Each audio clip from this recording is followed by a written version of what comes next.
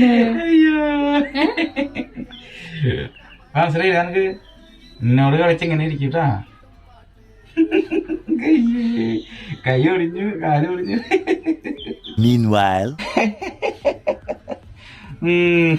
എന്നിട്ടെങ്കിലും ഇരുന്ന് കളിക്കണേ? ഇതിന് പ്രാന്തായി തോന്നുന്നുണ്ട് കേട്ടോ. ചേച്ചിയാ അജയണ്ണ ഓടണം എങ്ങനെയുണ്ട് ഇപ്പൊ?